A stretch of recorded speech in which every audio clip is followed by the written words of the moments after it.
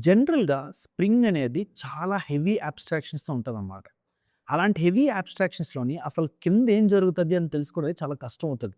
మనకది మాత్రం చాలా కాంప్లెక్సిటీ మనకివ్వకుండా చాలా సింపుల్‌గా మనకి యూజ్ చేసుకోవడానికి యానోటేషన్స్ లాంటి కాన్సెప్ట్స్ ఇచ్చేసిందనమాట. For example let's say transaction. ఈ యానోటేషన్ మనం చాలా ఎక్కువ సార్లు వాడుంటాం. స్ప్రింగ్ బూట్‌లోని ట్రాన్సాక్షన్ అనేది ఎప్పుడు డేటాబేస్ కనెక్షన్ ఫార్మ్ చేసుకోవాలి అనుకున్నా మనం ట్రాన్సాక్షన్ అనేది వాడతాం. ఓకే. కాకపోతే ఈ ట్రాన్సాక్షన్ అనేది అండర్‌లయింగ్‌గా ఎలా వర్క్ అవుతుంది? ఓకే. అండర్‌లయింగ్‌గా ఎలా వర్క్ అవుతుంది అని మనం ఒకసారి తెలుసుకుంటే, మనకు స్ప్రింగ్‌లో చాలా కాన్సెప్ట్స్ అర్థమైపోతాయన్నమాట. ఒక్క ట్రాన్సాక్షన్ అనే కాదు. స్ప్రింగ్ అసలు ఎగ్జాక్ట్‌గా ఇంటర్నల్‌గా ఎలా వర్క్ అవుతుందన్నది కూడా మనకు ఐడియా వస్తది. ఓకే. ఫర్ ఎగ్జాంపుల్ ఇది సింపుల్ ఎగ్జాంపుల్‌తో ఎక్స్‌ప్లెయిన్ చేస్తాను. ఫర్ ఎగ్జాంపుల్ లెట్స్ సే మన దగ్గర యూజర్ కంట్రోలర్ ఉంది. ఓకే. అలానే యూజర్ సర్వీస్ ఉంది. అలానే యూజర్ రిపాజిటరీ ఉంది. ఓకే. ఇప్పుడు మీరు ఒక యూజర్‌ని సేవ్ చేస్తున్నారు. ఓకే. క్రియేట్ యూజర్ అని ఒక మెథడ్ మీరు సర్వీస్ లేయర్‌లో క్రియేట్ చేసుకున్నారు. ఓకే. ఈ క్రియేట్ యూజర్ పనేంటి? యూజర్‌ని క్రియేట్ చేయడం.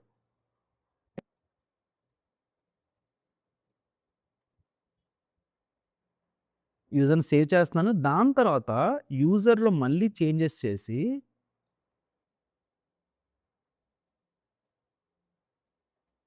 అప్డేట్ చేస్తున్నా. ఓకే.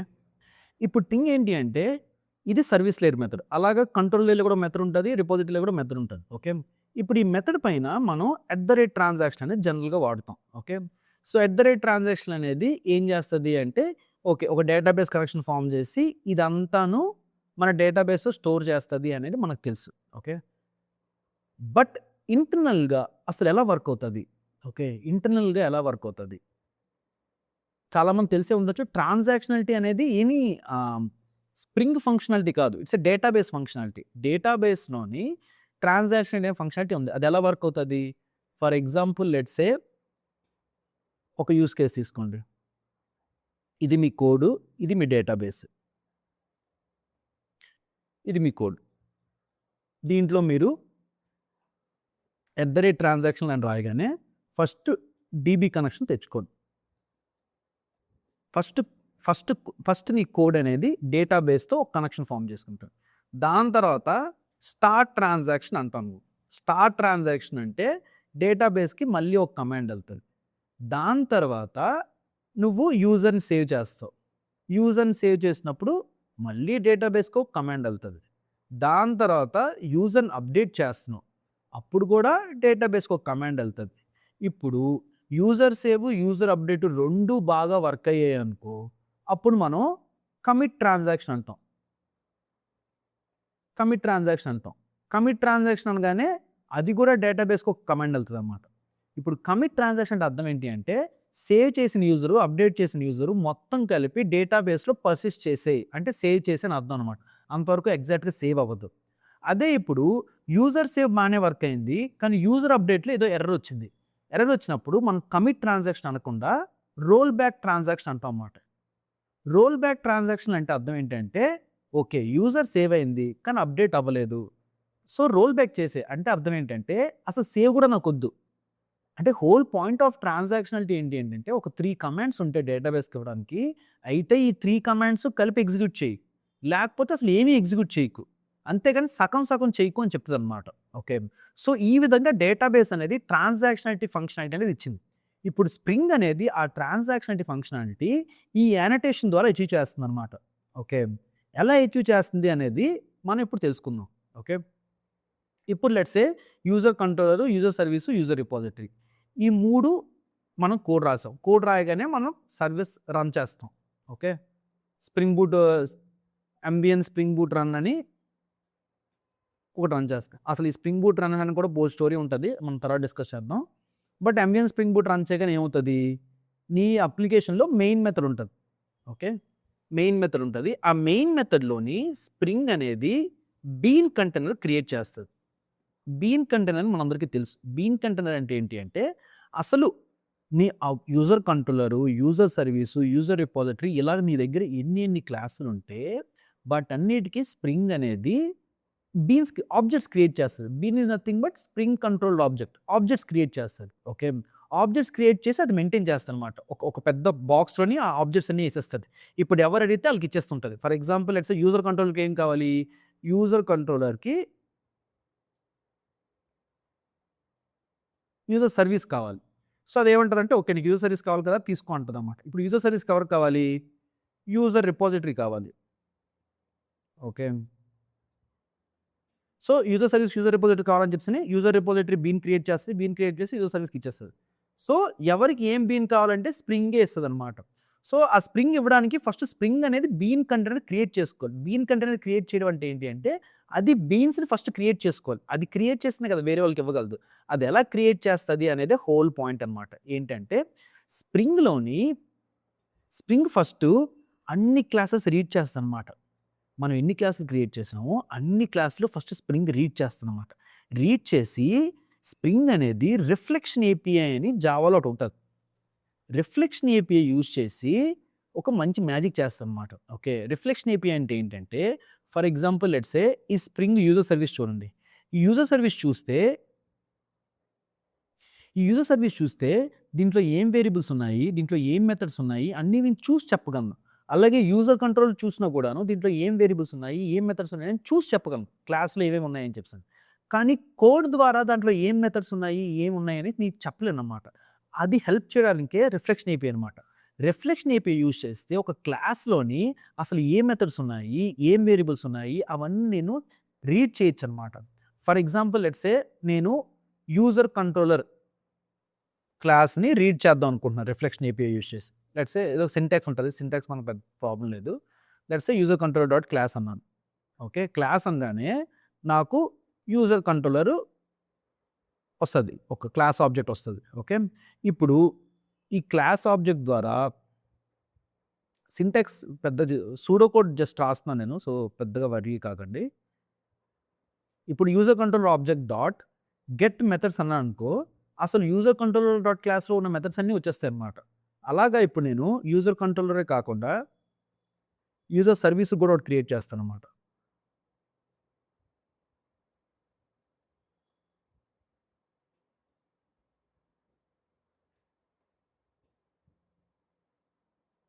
యూజర్ సర్వీస్ కూడాను ఒక ఇప్పుడు user service object dot get methods అంటే యూజర్ సర్వీస్‌లో ఉన్న మెథడ్స్ అన్నీ వచ్చేస్తాయి. అలాగే user service dot get fields అంటే దాంట్లో ఉన్న ఫీల్డ్స్ అన్నీ వచ్చేస్తాయన్నమాట. ఓకే. ఇప్పుడు దీన్ని ఏం చేస్తానంటే నేను మెథడ్స్ వస్తాయి కదా! ప్రతి మెథడ్‌ని లూప్ చేస్తానన్నమాట. వచ్చిన మెథడ్స్ అన్నిటిని లూప్ చేస్తాను. ఓకే. వచ్చిన ప్రతి మెథడు లూప్ చేస్తాను. లూప్ చేసిన తర్వాత నేను మెథడ్ డాట్ గెట్ ఆర్గ్యుమెంట్స్ అనొచ్చు. ఓకే. లేకపోతే మెథడ్ డాట్ గెట్ అనోటేషన్స్ అనొచ్చు. మెథడ్ డాట్ గెట్ అనోటేషన్స్ అనొచ్చు.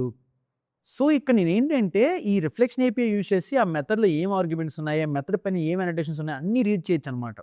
ఇప్పుడు మెథడ్ మీద if method has transactional annotation ఇక్కడ స్ప్రింగ్ ఇలా రాస్తనమాట.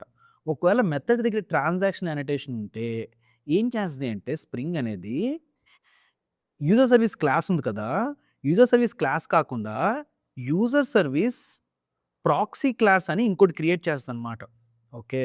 సో, స్ప్రింగ్ ఏం చేస్తది అంటే బీన్ కంటైనర్‌లోని బీన్స్ క్రియేట్ చేస్తున్నప్పుడు నీ యూజర్ సర్వీస్ మెథడ్స్ అన్నీ రీడ్ చేసి యూజర్ సర్వీస్ ప్రాక్సీ క్లాస్ అని క్రియేట్ చేస్తది. క్రియేట్ చేసి దాంట్లోని క్రియేట్ యూజర్ ప్రాక్సీ మెథడ్ అని ఇంకో మెథడ్ క్రియేట్ చేస్తదనమాట.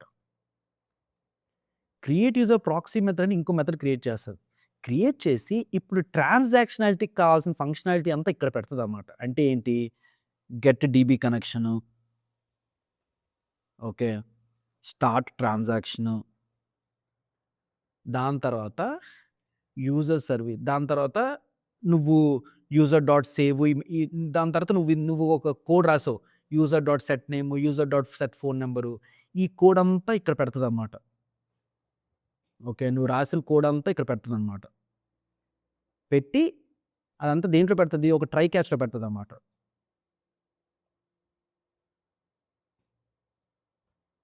ఒక ట్రై క్యాచ్లో పెడుతుంది. ఫస్ట్ ఆ కోడ్ అంతా ఎగ్జిక్యూట్ చెయ్యు. ఆ కోడ్ ఎగ్జిక్యూషన్ ఏదో ప్రాబ్లం వచ్చిందనుకో, ట్రాన్సాక్షన్ డాట్ రోల్ బ్యాక్ చేసే. ఆ కోడ్ అంతా బాగా వర్క్ అయిందనుకో, అంటే ఫైనల్లీ అంతా బాగా వర్క్ అయిందనుకో,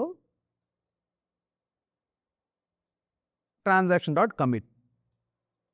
మీరు అబ్జర్వ్ చేసి ఇందాక మన ట్రాన్సాక్షనాలిటీ ఏం డిస్కస్ చేసుకున్నామో, ఆ ఫంక్షనాలిటీ అంతా కోడ్లో ఇప్పుడు రాశాను అన్నమాట, సూడో కోడ్‌లాగా.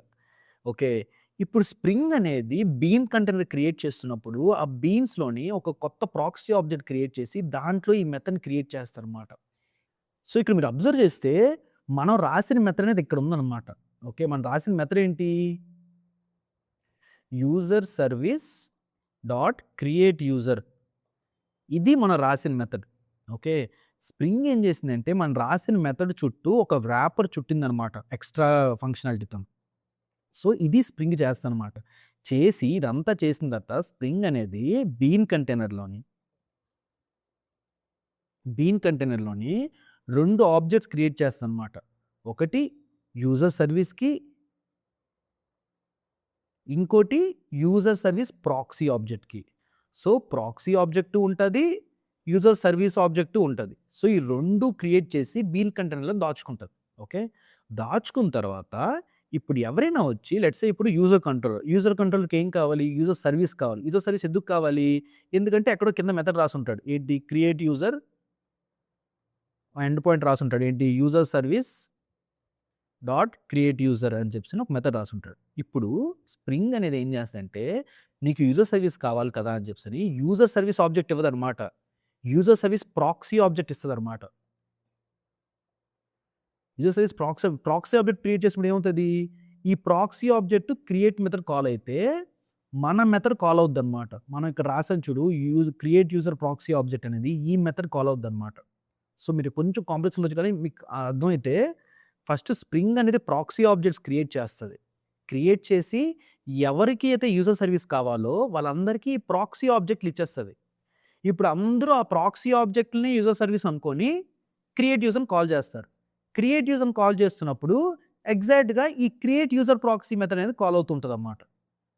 ఓకే. సో, ఈ విధంగా స్ప్రింగ్ అనేది అనోటేషన్స్‌ని హ్యాండిల్ చేస్తది. So, forget about the complexities. మీరు ఒకసారి కొంచెం లాజికల్‌గా ఆలోచిస్తే స్ప్రింగ్ అనేది బీన్ కంటైనర్ అవుతున్నప్పుడు రిఫ్లెక్షన్ ఏపీఐ యూజ్ చేసి ప్రతి క్లాస్ యొక్క బిహేవియర్‌ని చేంజ్ చేస్తుందన్నమాట.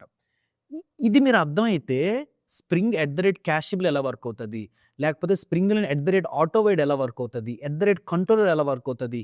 ఇవన్నీ గూడా మీరు ఫిగర్ ఔట్ చేయొచ్చనమాట. ఎందుకంటే ఈ ట్రాన్సాక్షన్ ఈ యానోటేషన్స్ అన్నీను అవి ఇండివిడ్యువల్‌గా ఏం చెయ్యవు. అవి జస్ట్ ఒక ట్యాగ్ మాత్రమే. ఓకే. మొత్తం చేసేదేంటి? ఆ ట్యాగ్ బట్టి స్ప్రింగ్ ఏ ఫంక్షనాలిటీ ఇంట్రొడ్యూస్ చేయాలి అనేది ఫిగర్ ఔట్ చేస్తుందన్నమాట. బీన్ కంటైనర్ క్రియేట్ చేస్తున్నప్పుడు. అర్థమైందా? థాంక్స్.